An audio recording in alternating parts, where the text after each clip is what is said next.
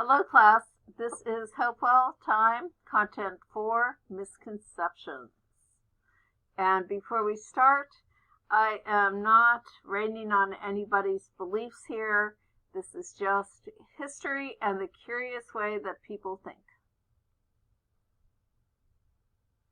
So, a misconception is an idea that's based on not understanding knowledge correctly, or it happens when you jump to conclusions. And because the Hopewell mounds and artifacts were so old and so curious, there are lots of misconceptions about them. We are going to look at 3 of these things.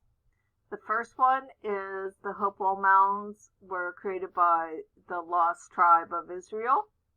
Second misconception, nope, they were created by giants. And third misconception, it's ancient aliens because spaceships. And over here, again, we are looking at our friend, the Serpent Mound. Okay, so our first misconception is about the lost tribe of Israel and the Michigan tablets, and there are other tablets as well. So the lost tribes of Israel goes back to the Bible and the statement that there were originally 12 tribes of Israel, but 10 of them left the Middle East after the conquest of Israel by another kingdom back in 722 BCE, and those 10 tribes scattered out and settled the world.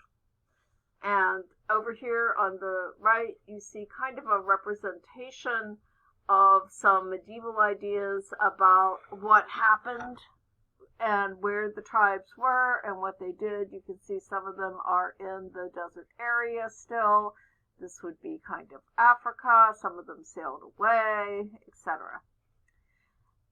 Where they went, what happened is unknown, though several cultures or several people claim that they're part of one of these lost tribes or that something that they found is related to this tribe. So there are 2 main reasons why people thought that the Hopewell culture was part of these lost tribes. The first one is the unfortunate perception that the Hopewell culture was too advanced to ever have been made by Native Americans, because the colonists thought that the only people that could make things like this in the universe were Europeans, and that everybody else were savages and pretty much incapable of having civilizations. And then, because when they were excavating, there was some pressure to rationalize that idea that Hopewell was really made by early Europeans or lost tribe of Israel, the Michigan tablets and other tablets were created. They were buried, dug up, and presented as authentic artifacts that proved the Hopewell culture was familiar with the Bible and was part of the lost tribes. And over on the right here, you see one of the Michigan tablets. You have the all-seeing eye of God up here, and you have your people and your animals and your crops. And then look, oh no, it's raining and people are drowning. Whatever are we going to do? Oh, well, we built this really big boat, and here is a little bird with an olive leaf. And here we are on land, and yay, we're all saved. And here come the animals out, and there's a giraffe and some donkeys and some, I don't know what those are, llama-looking things. And, so this is obviously the story of Noah's Ark. There's no giraffes in the Americas. There never were giraffes in the Americas. And it's obviously a literal Bible story. And they did that for other reasons as well. So these tablets were dug up in 1890, and they also included, as you look at the bottom here, there are some miscellaneous things. you probably, if you did your research on the Book of the Dead, you recognize a few of these, like this one and this one, as Egyptian kind of hieroglyphics that are copied here in nonsense. There's some Proto-Greek letters, some Proto-Hebrew letters, and some stuff that is just miscellaneous stuff. And then if you look at the illustrations up here, you have got Adam and Eve, and she's picking an apple, and there's that mean old snake, and here's God like making Adam and making Eve. Okay, and then she's picking the apple, and then they're getting kicked out of the garden, and then the Esau and I can't remember, Jacob, I don't know, somebody, they're fighting, the two brothers, and etc.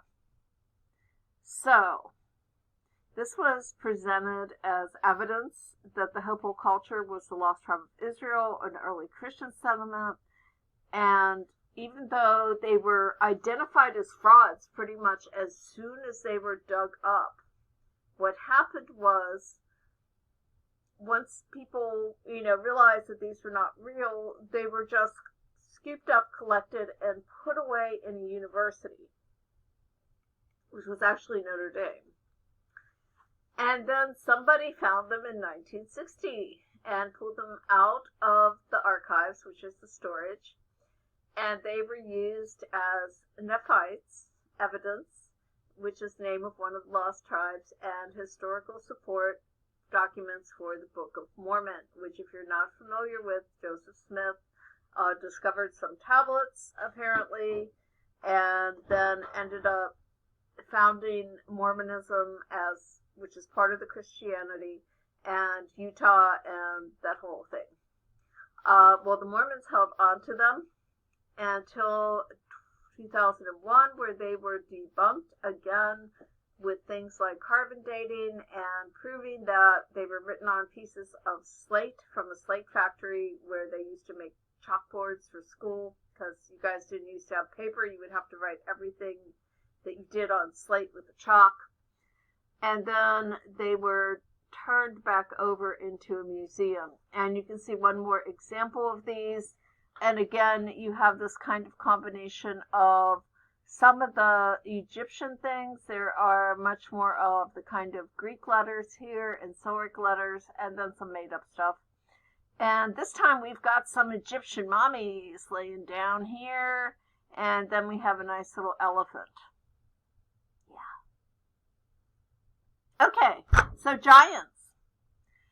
So in the 1800s, when they were digging up the mounds, they discovered some really big skeletons, and they were truthfully really big skeletons.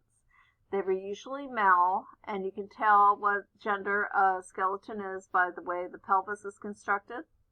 They were about 7 feet tall in height, or a little taller, and they also had unusually big heads and long skulls.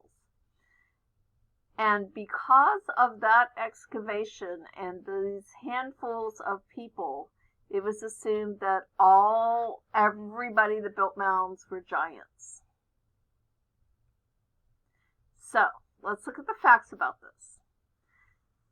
Number one, yes, they did find large skeletons. They were individuals that would be between 6 feet 5 inches in height and 7 feet 5 inches in height. So that's about the size range in height of basketball players, professional players. At that time period, in the 1800s, the average height of an adult white male was 5 feet 5 inches. So in comparison to an average person, these people would be 1 to 2 feet taller than them, and that would be giant. The skeletons were from one specific time. It wasn't like this was a bunch of brothers, but they were dated to many years and buried at different levels in the mounds. Over here on the right, this is a great photo because it shows the range in human skeletons. And this is it's an old photo from the Mutter Museum in Philadelphia,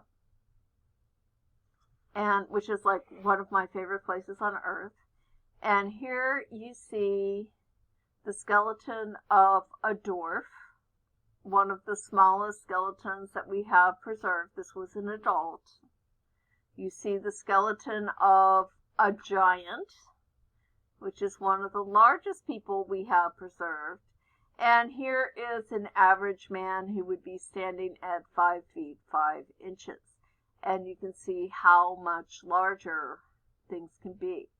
The giant does look extra tall because he is on this wooden platform, and that does elevate him like an extra 3 inches off the ground. So, flashback. This is for context. This is a photo of my pal Tommy and me on my birthday. It's not my birthday, it's summertime. Ooh, I put that wrong. It was posted on my birthday a few years ago. So, Tom, basketball player, Burleson, he is 7 feet 2 inches tall. I am 5'7", and my hair used to be red. I used to not have to wear glasses. And you can see, even though I'm standing up to get hugged, he's kind of stooped over because of the tent. But for relative size, you can see how much larger than I am he is.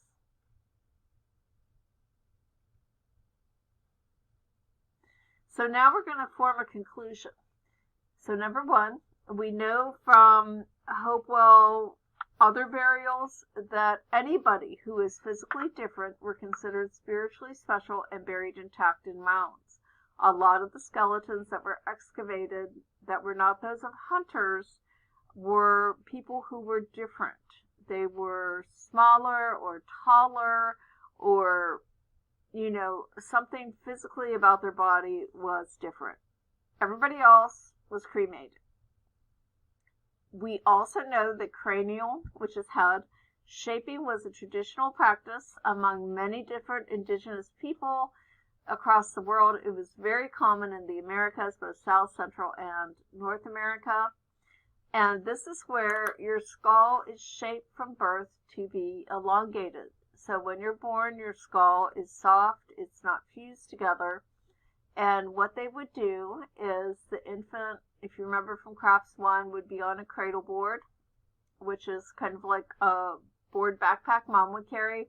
But then another board would be strapped to the top of their head so that their skull would grow longer. This is a photo of an excavated cranial elongation, and you can see it's big because here's normal forehead, and it would look very strange to people who were not used to it, but it's not really that extreme. And here is a forensic reconstruction based upon the skull. So yes, they did have weird shaped heads. So while the skeletons were probably people with gigantism, which is a genetic disorder, they weren't actually a whole civilization of giants where everybody was a giant, and they weren't like the jolly green giant on the vegetables that, the trees come up to their knees. No, they just happen to have a few instances of extra tall people, much like we do. So, what about ancient aliens?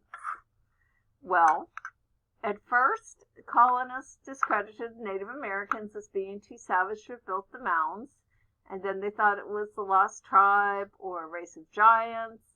But when those were discredited, a lot of people still didn't believe that it could have been Native Americans, because the mounds and everything were very complicated. Think about how they aligned with the stars and how large they were and how they only made shapes when they were seen from the air and how exact everything was. And the civilization was a civilization that didn't have things that we think people need to be civilized, like a written language or evidence of major excavating tools. And then when they're looking at the artifacts, some of the flying saucers were pretty weird. So here we have, this is another of the shell gorgets, and you have got a hand, and then here's this thing which could be read as an eyeball, or it could be read as a flying saucer, or basically whatever you want it to be. So they thought they were aliens, came down and at the very least helped the people that were there to build the huge earthworks and pyramids in the prehistoric society and have them perfectly aligned with the sun, the moon, the planets, and the stars. And then the skeletons with the elongated heads, the heads also fit some of the stereotypical ways that people portray aliens as having super big heads. And over here on the right, you have a diagram of the Serpent Mound with all of the technical things about how it measures the moon rise and fall and things of that nature. So, no, they were not ancient aliens. So why is this all important? It's to remember with everything, don't jump to conclusions. Research the facts. Take a minute. Think about it. Does it seem logical, or is it like way out there? And when you're looking at strange information and strange explanations, you got to look through Occam's razor. And Occam's razor is a statement that basically translates down to the simplest explanation for something is usually the right one. And the usual example of this is you're standing in North Carolina and you hear hoofbeats behind you, expect to turn around and see a horse and not a zebra. And here's Occam. He was a monk. So, misconceptions is your assignment.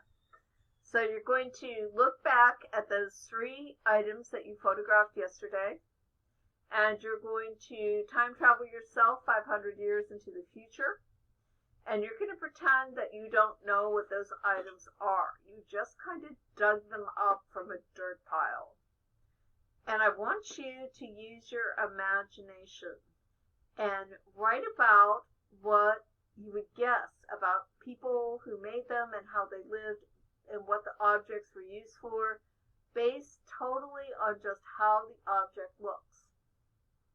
So, for example, over here, I picked out 3 things that are around today that you can order off of Amazon, that 500 years in the future, if somebody found this metal device,